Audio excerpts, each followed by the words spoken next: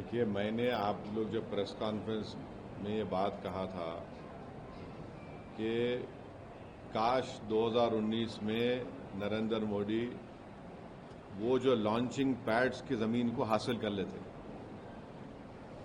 जहाँ से launch pads होते वो टेररिस्ट के, वो आप उसको ले लेते। अब आप जब ये आपकी न्यूज़ अगर सही है तो बहुत अच्छा है, हमको जाके वहाँ पे ले लेना चाहिए। मेरे को नहीं मालूम, आपके ऊपर आप बोल रहे खाली करके चले गए, तो खाली करके चले गए तो फिर हम जाके बैठना वहाँ पे और छोड़ना नहीं। अब के बार अगर कुछ एक्शन ले रहे तो घर में घुस के बैठ जाना, घर में घुस के मारते बोले ना, अब घर में घुस के बैठ जाना, खत्म।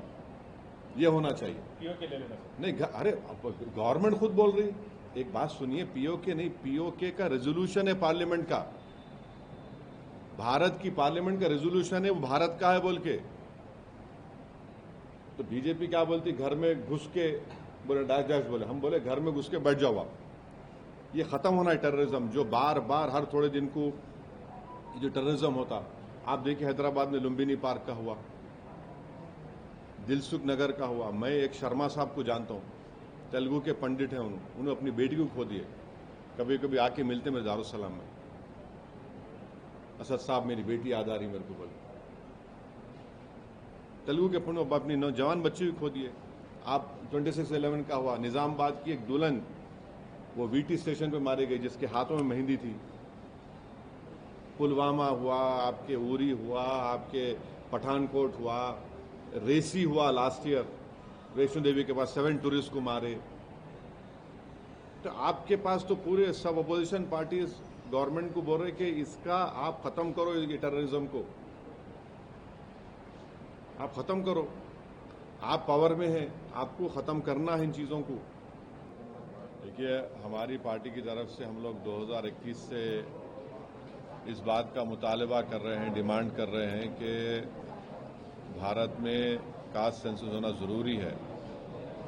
और लास्ट जो कास्ट सेंसस हुआ था वो 1931 में हुआ था। तो ये बहुत ज़रूरी है कि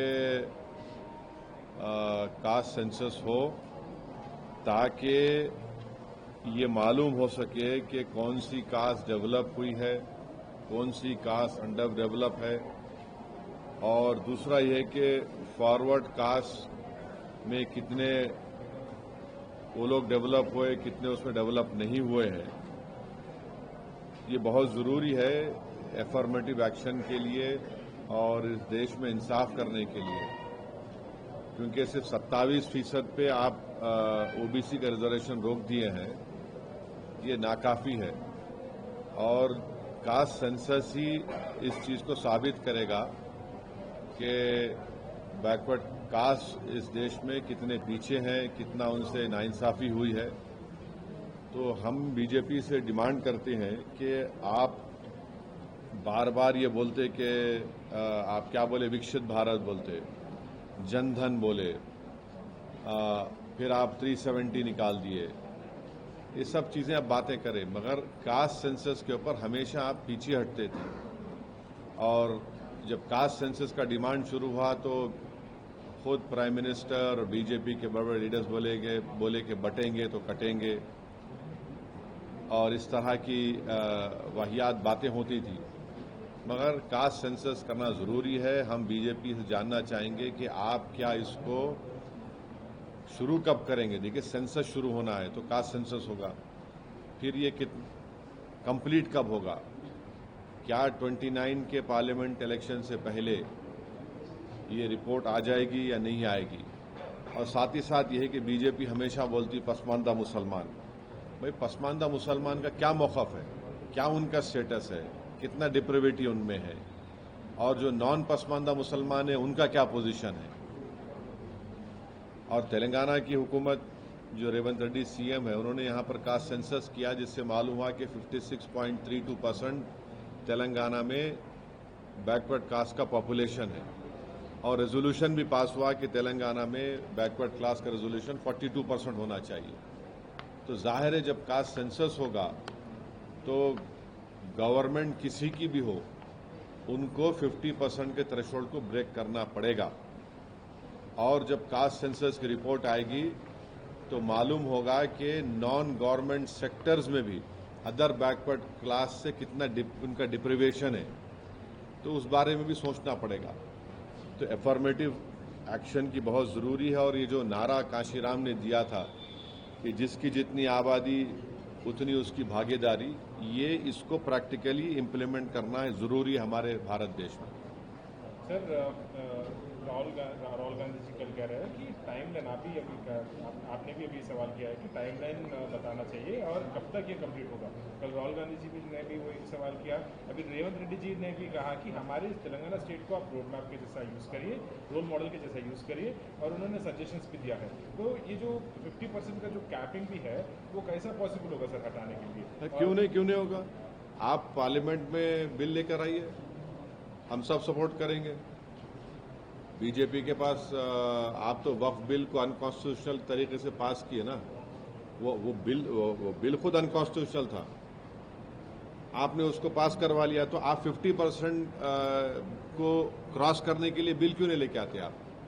आपको कास्ट सेंसस कराइए, आप कास्ट सेंसस वो होगा, मगर आपको 50% थ्रेशोल्ड क्रॉस करने के लिए मैं आपको बोल रहा हूं कि पूरे एमपी सपोर्ट करेंगे।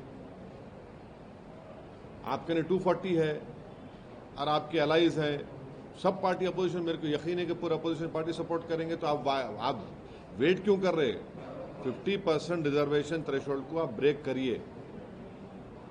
आप जो रिजर्वेशन दे रहे 10% के नाम पर फॉर अदर कास्ट को, वो तो माने 20% मिल रहा उनको, और जो 50% के ऊपर जो 80% पॉपुलेशन उनको आप रोक दे रहे 27% पे, 50% के अंदर। आज भी बीजेपी ला सकती, नेक्स्ट मानसून सेशन में आप बिल लाइए 50% रिजर्वेशन को क्रॉस करने के लिए, कौन रोक? आप क्या कहना चाहते हैं, कब तक होना चाहिए कास्ट सेंसस? देखिए पहले मैडम, का सेंसस जब होगा तो कास्ट सेंसस होगा ना, तो गवर्नमेंट को जवाब देना है। हम तो टाइमलाइन मिस कर दिए, 2011 के सेंसस पे हम काम कर रहे, भी 2022 में उसके बाद होना था, आप नहीं करे। तो ये तो बीजेपी को जवाब देना पड़ेगा, बीजेपी को जवाब देना पड़ेगा, प्राइम मिनिस्टर को जवाब देना पड़ेगा, इंडिया के अलाइज को जवाब देना पड़ेगा कि आप ये कास्ट सेंसस शुरू कब करेंगे, जिसमें कास्ट सेंसस होगा तो उसको शुरू कब करेंगे? 15 महीने में मुकम्मल होता बोल रहे, कब शुरू करेंगे, कब इसको कंप्लीट करेंगे, मुकम्मल करेंगे, कब देश के सामने आएगा ये? और जब ये कास्ट सेंसस होगा तो ये जो आपके मीडिया में भी आप लोग भी एक्सपोज होंगे, इसमें कितने नॉन ओबीसी कितने बैठे हुए बड़े बड़े पोस्ट पे, ये भी निकल के आएगा। बीजेपी के लक्ष्मण जी ने अभी कुछ देर पहले कहा कि अभी जो तेलंगाना में हुआ था 12% तो मुस्लिम पॉपुलेशन है, जबकि 10% जो है ओबीसी में डाल दिया है। रेवंत रेड्डी की जो सर्वे निकाली, देखिए ये पसमानदा मुसलमान से इनको मोहब्बत है ही नहीं है बीजेपी को।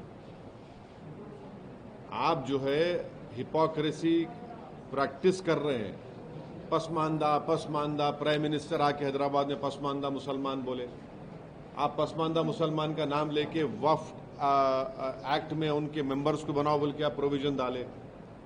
भाई तो पसमानदा मुसलमान का मालूम होना चाहिए ना कि पसमानदा मुसलमान कितना पसमानदा है और गैर पसमानदा मुसलमान कितना पसमानदा है।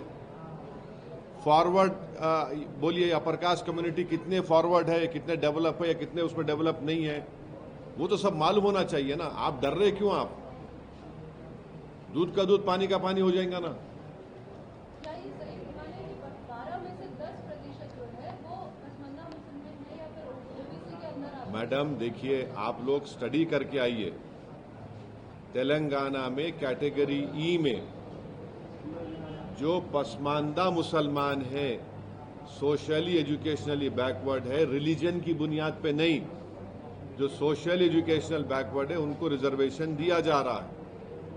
तो अब बीजेपी को पेट में दर्द क्यों हो रहा है?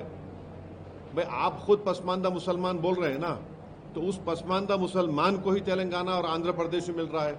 अब जो बीजेपी के नेता बोल रहे हैं तो आप जाके खत्म करो ना आंध्रा में, आप तो पावर में है, वहां पे आप तो पावर शेयर कर रहे। बेशर्मी की हद है। जहां आपको मलाई गुलाब जामुन मिल रहा, वहां पे आपका मुंह बंद हो जा रहा, मुंह में दही जम जा रही। आप आंध्रा में पावर शेयर करना, चंद्रबाबू नायडू को बोलो खत्म करो बोल के। आंध्र प्रदेश में, तेलंगाना में जो बैकवर्ड कास्ट है मुसलमानों में, उनको रिजर्वेशन मिल रहा है, तो बीजेपी पसमानदा मुसलमान मुखालिफत क्यों कर रही? आप इंक्लूड कर दिए वफ एक्ट में के पसमानदा मेंबर बनेंगे, हम वो पावरफुल बना रहे, यहां पर आप क्यों नहीं बनाना चाह रहे? मालूम तो होना देश में, देश को तो मालूम होना चाहिए क्या मौक़िफ़ है। सर मुस्लिम्स का जो सोशियो इकोनॉमिक कंडीशन है, सोशियो एजुकेशनल कंडीशन है, तो सर सोशियो इकोनॉमिक कंडीशन है, सोशियो एजुकेशनल कंडीशन देखिए आर्टिकल 15 को आप जब पढ़ेंगे, 15 सेक्शन सोशल एजुकेशनल बैकवर्डनेस जो है, जिसका आपके पीएस कृष्णन साहब एक बहुत मशहूर इंडिया के एंथ्रोपोलॉजिस्ट थे, उनकी रिपोर्ट के ऊपर उस वक्त मेरे ख्याल से रोशिया साहब थे, ये रिपोर्ट बनी, उसको एक्सेप्ट किया गया। मगर सर जो इकोनॉमिक कंडीशन है मुसलमानों का, उसको मतलब अभी नेशनल कैस्ट सेंसस करेंगे, they have announced it. So when this is conducted across nationally and when also they get to know the exact figures of the Muslims as well who are actually in the backward classes और जिनका situation socio economic situation ठीक नहीं है और socio educational situation ठीक नहीं है, तो उनको भी रिजर्वेशन देना चाहिए जैसा यहाँ पे मिल रहा है, जैसा आंध्र में मिल रहा है। देखिए डिमांड करेंगे एक बात, पहले कास्ट सेंसस होना है, समझे ना? जब आप कास्ट सेंसस करेंगे तो हाल हकीकत मालूम होंगी, और कास्ट सेंसस होगा तो पसमानदा मुसलमान का भी होना और जो गैर पसमानदा उनका भी होना, फॉरवर्ड कास्ट का भी होना, मालूम होना कि अगर फॉरवर्ड कास्ट के है तो वो लोग कितने डेवलप्ड और फॉरवर्ड है या कितने बैकवर्ड है, पसमानदा मुसलमान है तो कितने डिप्रावेशन उनमें है और है उनमें, और जो नॉन पसमानदा मुसलमान है उनमें कितना डिप्रावेशन है। मेरे को समझ में नहीं आ रहा है कि अपर कास्ट के लोगों को पेट में दर्द क्यों हो रहा है। इसमें आप अपनी तकलीफ को, पेट के दर्द को, सर के दर्द को आप लाके मुसलमानों पे डालना चाह रहे, मत करिए। आपके सर का दर्द का इलाज आप खुद करिए। और बीजेपी ये अब बीजेपी के जो जितने बड़े बड़े सपोर्टर्स थे वो तो गाली दे रहे थे कास्ट सेंसस को, अब उनको क्या हो रहा, उनको तो अब उनको दिख गया मुसलमान। अरे छोड़ो भाई, अब तुम्हारा सर का दर्द का इलाज मैं कैसा करूंगा? मैं ये कह रहा हूं कि सबके दर्दों का इलाज कास्ट सेंसस है। आप कास्ट सेंसस कराओ, मालूम हो जाता ना। देखिए कास्ट सेंसस होगा तो कौन कहाँ खड़ा हुआ है, किसके पास कितनी दौलत है, किसके पास कितना जमीन है, किसके पास कितना एजुकेटेड है, कि कौन झोपड़ी में रह रहा, कौन घर परमानेंट घर में रह रहा, कौन किराएदार है, किसके पास एग्रीकल्चर की जमीन है, किसके पास इनकम है, ये तो सब निकल के आएगा ना। तो देश हित में है, ये अच्छा है, भारत मजबूत होगा। और सुनिए, देखिए एक बहुत बड़ा इकोनॉमिस्ट है, थॉमस सोवेल नाम है उसका, अमेरिका में। जब अमेरिका में एफर्मेटिव एक्शन के नाम पर अफ्रीकन अमेरिकन, चाइनीज और जूस, जब एफर्मेटिव एक्शन की बात हुई तो ये कम्युनिटी डेवलप हुए, और जब डेवलप है तो अमेरिका पावरफुल बना। तो ये भारत को भी पावरफुल करना है। आप कैसा इतनी बड़ी आबादी को, जो 85% की आबादी है, उनको कैसा आप पिक्चर रखेंगे? आपको डेटा तो मालूम करना पड़ेगा ना। डेटा मिलेगा तो आप पॉलिसीज बनाएंगे, पॉलिसी बनाएंगे तो देश का फायदा होगा। आपको बस डेटा ही नहीं है तो, और ये भी मालूम होगा कि वो बैकवर्ड कास्ट में बाज ऐसे कास्ट भी है जो हर चीज खा ले रहे, दूसरों को नहीं मिल रहा। तो ये विन विन सिचुएशन है सबके लिए। सर जैसा तेलंगाना में बैकवर्ड क्लासेस में मुस्लिम, जो बैकवर्ड मुस्लिम्स है बैकवर्ड क्लासेस में मिला है, वैसा मिलाना चाहिए था क्या? भी मेरा सवाल था। अरे सुनिए, पहले डेटा आ जाने दीजिए। जब डेटा आएगा तो आप इतना मुतमईन रहिए, जब डेटा आ जाएगा तो पूरे देश को मालूम हो जाएगा कि किस तरीके से 85% पॉपुलेशन को, उनको इनजस्टिस उनसे हुई, कैसे उनको हिंदू मुस्लिम के झगड़ों में मिलाकर उनको पीछे रख दिया गया, कैसे उनका एक्सप्लॉयटेशन हुआ। तो ये सब चीजें मालूम होंगी ना। पहले तो कास्ट सेंसस तो होने दीजिए। आप लोग भाई, कास्ट सेंसस तो जरूरी है ना। सर तेलंगाना में कैस्ट सेंसस हुआ 50 दिन में 3.54 लोगों का यहाँ पर डेटा हाँ, लिया गया, लेकिन आगे का 56.34 ओबीसी पॉपुलेशन है और आगे का एक्शन प्लान तेलंगाना अरे की भाई सरकार उन्होंने ने अभी तक- रेजोल्यूशन असेंबली में रेजोल्यूशन पास करके बोल दिए कि 42% बीसीस को रिजर्वेशन दो आप। अब गवर्नमेंट ऑफ इंडिया को क्या करना है।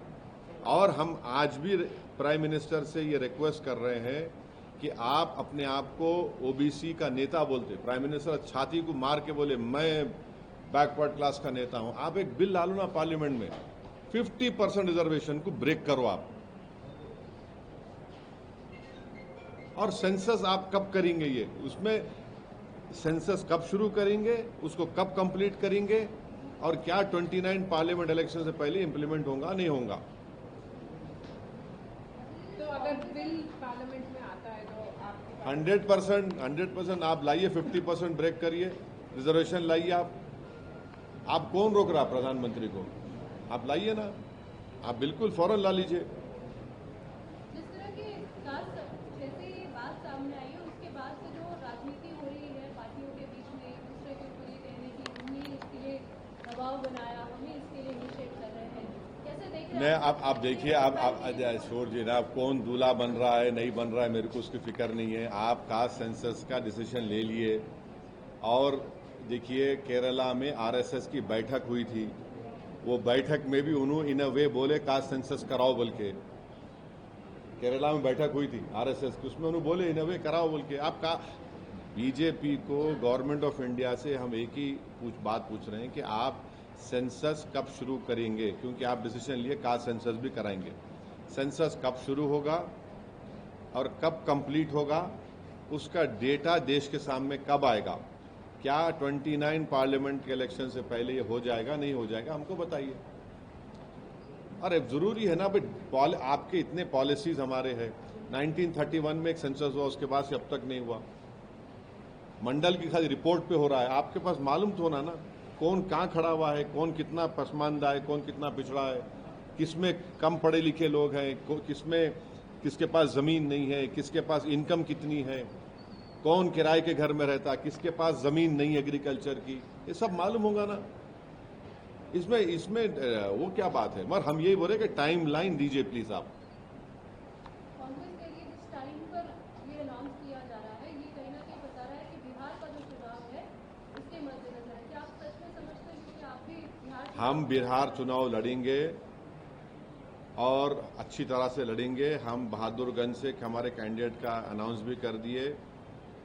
और मेरी पब्लिक मीटिंग है 3 तारीख को बहादुरगंज में, 4 तारीख को और एक जगह पर है। हम अच्छी तरह से लड़ेंगे और आप देखेंगे इंशाअल्लाह ताला हमारे जो एमएलएज लास्ट टाइम जीते थे उससे ज्यादा हमारे एमएलएज कामयाब होंगे। और जो चोरी करे हमारे एमएलएज की, इंशाअल्लाह ताला उनको भी सीमांचल की जनता सबक सिखाएगी। बिहार के इलेक्शंस मद्देनजर रख के ये लाया गया, ये सवाल था सर। सवाल का जवाब ये दे दिया, मैं दिया ना। मैं बिहार का जवाब मैं ऐसे दिया।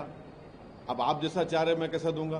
क्या असर होगा, हाँ क्या इस बार असर होगा आप देखेंगे। अब देखिए बहादुरगंज में हमारी जनसभा है, असर देखेंगे आप।